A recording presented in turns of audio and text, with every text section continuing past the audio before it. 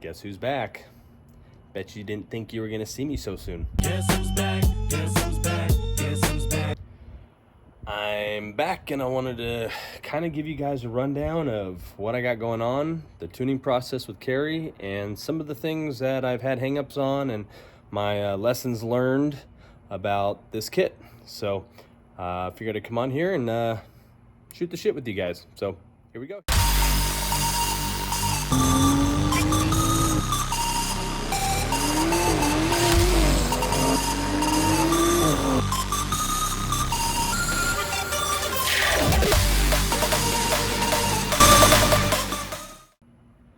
So, as many of you know, we got the turbo in, got everything pretty much worked out, and one of the final things that I was trying to work out was the drain system for the underslung turbo. Now, as many of you know, the turbo is mounted really low on this car right now, and I went over all my reasons and all that stuff in the last video. One of the final things I hadn't worked out yet was the drain system. Not a lot of people know, one, that on these Pulsar and Garrett turbos, they have an oil restrictor on the feed line. So it comes from your block to the oil feed line. And then from there, I actually put a check valve, because now that the turbo is mounted so low, the oil that is residing in that line after I shut the car down and the pump is no longer on, it will now feed into the turbo. It could build up into the turbo and cause it to smoke upon starting. So what I did was I first put a check valve, and then after the check valve, there's a restrictor or an orifice 4AN fitting that goes into the turbo. Now this prevents from over pressurizing the turbo with oil. They recommend this turbo be run around 45 PSI of oil pressure. So obviously at wide open throttle, I'm more closer to 80. So we have that orifice in that 4AN fitting that's on the turbo.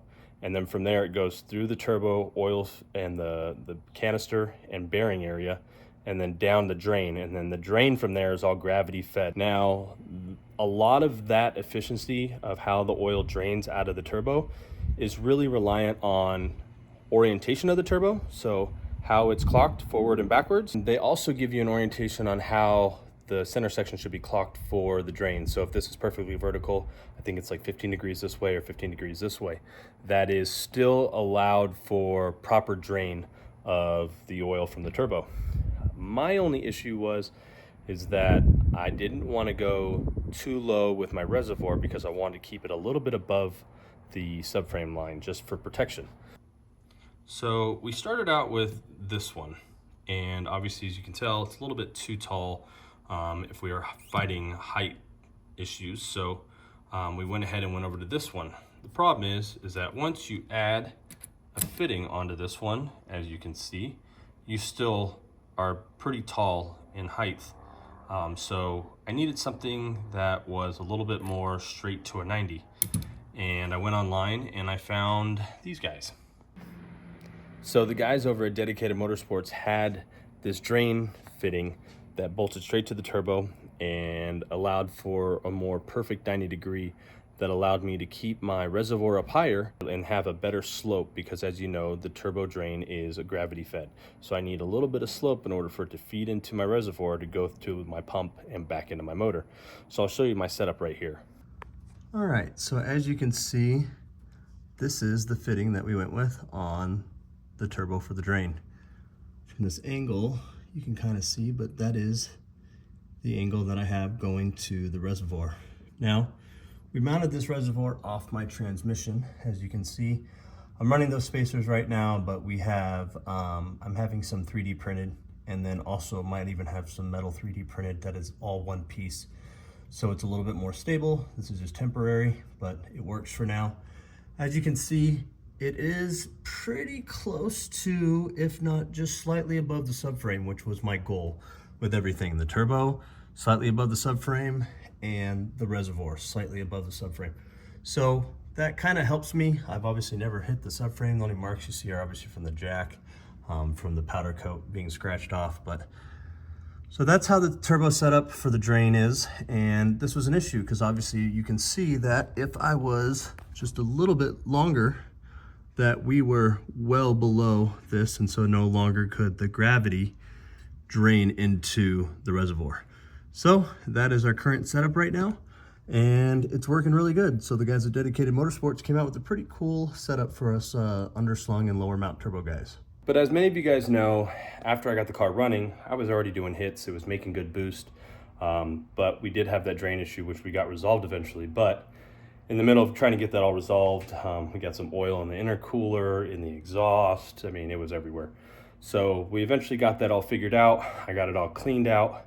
But we still had some oil residing somewhere, and I couldn't figure it out. But I went over to the guys at AGP Turbo in Tempe, Arizona. Now, Benjamin, one of the owners, has kind of been helping me along with some of the questions that I have, because they do make the lower mount turbo kits for a couple different platforms. So he was actually able to create a test stand, put the G-Series turbo on there, and test to make sure oil was good and wasn't leaking, so all the seals were good, and that everything on the housing and, you know, was building boost and all that stuff. So thanks to those guys over there for getting that done for me. So we got the center section put back in, everything clocked with the Dedicated Motorsports 90 degree going to that. So all that was set up. We cleaned all the oil out of the mid pipe and the down pipe and everything else. Got it all cleaned up, and then started to run it, and was still having an issue. Couldn't figure it out, wondering why I was only getting like 7 to 8 pounds of boost. Before, when we first started running the car, the spring obviously in the wastegate was going through its first heat cycles, so we were getting like 24, I think, on gate, and then it dropped down to like 22, 20, and then finally once the springs and everything kind of settled, gate sat right around 17 psi. So I did a couple tests and couldn't figure out what was going on, and Omar and JD over at Vader Solutions kind of chimed in and said, check your Mac valve, check these things. JD actually came over, climbed under the car, took a look at a few things, and one thing that he noticed was the Mac valve wasn't making as much noise or as frequently as it normally does. So I decided to kind of start there. He also mentioned that he'd seen Mac valves go bad pretty quickly. One that he stated saw go bad and after like a handful of runs. So I figured that'd be a good place to start with the diagnosis on what's going on. And I actually discovered something. Now, with the Mac valve, it comes with a fitting like this. Very small, very shallow. I had actually, let me set the phone down here for a second. I need to get some ice cream. I'll be right back. I gotta grab my wallet before he comes through. Some ice cream. I'm gonna go grab my wallet. All right, they do. They got some. Let's go. YouTube's gonna get some ice cream with me real quick. Let's see. Do I want a Sonic? Or do I want a Batman? Oh, that's a tough one. Let's see, Cherry, hey, let's get a Sonic. All right, got ourselves a Sonic. All right, I got my ice cream. You guys are gonna get to enjoy this with me. So, I might have a blue mouth after this though. That might be a problem. Let's see. I get yelled at for talking with my food in my mouth all the time. But here we go. Oh, I lost my fitting. Set it down somewhere. Anyways, all right. But pretty damn good. It's hot outside. So, Mac valve comes with this smaller fitting. So you can see it's a little bit shallower on the threads. It's got the barbed end, right? Well, I don't know if this one came with what I was getting or if this is the one I just got, but this is, as you can see, a little bit deeper on the threads and a larger barb. Well, what I ended up finding out is this deeper thread was making contact with the inside of the Mac valve, and I believe it might have damaged it when I tightened it down. So I had to replace the Mac valve. Once I replaced the Mac valve, put these smaller fittings in there, you could definitely tell the tone difference and how often it was functioning, and that fixed my boost problem. So I got the car back out on the street, did a couple test hits, and everything seemed to be good. So we're working through the tuning process right now with Cary, and then just make sure I'm adjusting my duty cycle. So we got it up to 45%, and so now we're running right around 28 PSI.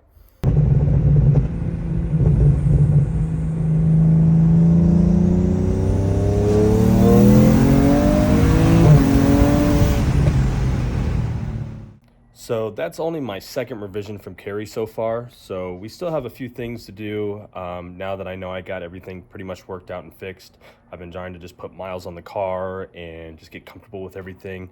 But I know that we still got a ways to go. And then, yeah, we'll keep going through this process that I've gone with him for. I mean, Cary's been tuning my cars for, I think, almost 4 years now. So good to have him on board still, and excited for the progress. As many of you know, I didn't make Beamer Invasion. It was kind of a bummer. Just things weren't lining up for me, and I had a lot of stuff that I still wanted to get done with the car, and I didn't want to feel rushed.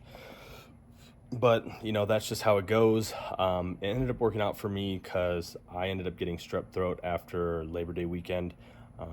Just partied a little too hard.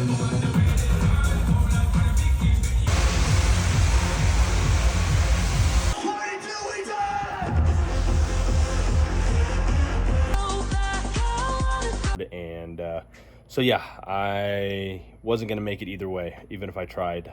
I wasn't gonna go there and be sick, but I heard it was miserably hot, and so I'm kind of glad I didn't go. I heard some people even showed up and stayed for 30 minutes and left. So hopefully next year they'll do it, maybe later in the year, closer to in the fall time, or even at night. Night would be an awesome show out there. It'd be fun, and have some more stuff to do, but we'll see about next year. But at the end of this month, actually first weekend of October, we have Streetcar Takeover. So I am planning on running the car there. I should have my new beadlocks by then with tires. So then we'll definitely be able to see how this thing performs on the track. I did a couple test launches just to load up the converter and see how it was with the new pure converter I have on here. So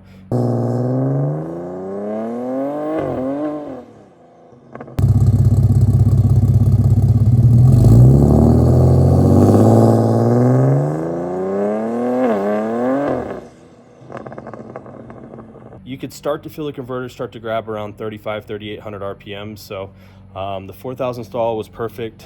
Still drives really well around the street. I'm not having any other issues.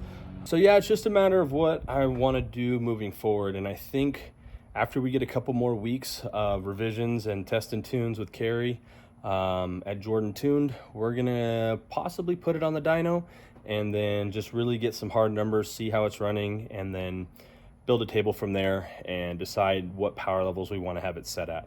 So I'm really excited for the progress, and even with the hangups and some of the issues I've had, but that's all a part of the game. We all know that. I've, you know, cussed, screamed, and, you know, carried on about this thing, but it's finally running good and I'm happy. And so we'll see how this thing does in the next couple weeks, and hopefully if anybody's in Phoenix, Arizona on the first weekend of October, I'll see you at Streetcar Takeover. Other than that, hope you guys have a good rest of your week, and we'll give you an update soon. Have a good one.